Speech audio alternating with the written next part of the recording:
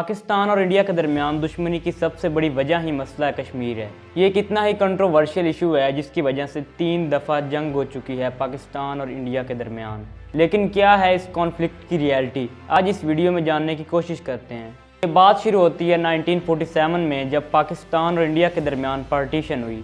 اس partition میں بہت ساری اسٹیٹس کو یہ آزادی دی گئی تھی کہ وہ پاکستان یا پھر انڈیا دونوں میں سے کسی میں بھی شامل ہو سکتی ہیں اپنی مرضی سے۔ بہت ساری مسلم میجورٹی والی اسٹیٹس پاکستان میں شامل ہو گئیں، جبکہ ہندو میجورٹی والی اسٹیٹس انڈیا میں۔ اس وقت state of Jammu and Kashmir میں 70% پاپولیشن مسلمز کی تھی۔ مسلمز میجورٹی میں تھے اس وقت کشمیر میں۔ کشمیر کے اس وقت کے مہاراجہ ہری سنگھ نے نیوٹرل رہنے کا فیصلہ کیا اور دونوں کنٹریز کے ساتھ اسٹینڈ سٹل نامی معاہدہ کر لیا۔ لیکن کشمیر کی زیادہ تر آبادی مسلمانوں کی تھی اور وہ پاکستان میں شامل ہونا چاہتے تھے۔ انہیں مہاراجہ ہری سنگھ کا یہ فیصلہ پسند نہ آیا اور انہوں نے مہاراجہ ہری سنگھ کے خلاف بغاوت کر دی۔ کشمیر میں حالات بہت زیادہ خراب ہو گیا، جس کے چلتے مہاراجہ نے انڈیا سے فوجی مدد مانگ لی۔ انڈیا نے مدد کی شرط یہ رکھی کہ کشمیر انڈیا میں شامل ہوگا۔ مہاراجہ دباؤ کی وجہ سے یہ شرط مان گیا اور معاہدے پہ سائن کر دیے۔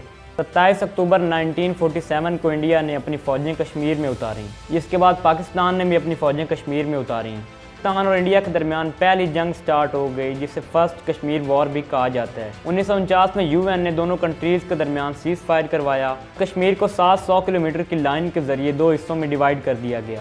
اسی طرح کشمیر کا آدھا حصہ پاکستان اور آدھا حصہ انڈیا کے کنٹرول میں آیا، لیکن یہ پارٹیشن بھی اس کانفلکٹ کو ختم نہ کر سکی، جس کی وجہ سے 1965 میں پاکستان اور انڈیا کے درمیان ایک اور وار سٹارٹ ہو گئی، جس کی وجہ سے ہزاروں کی تعداد میں لوگ متاثر ہوئے۔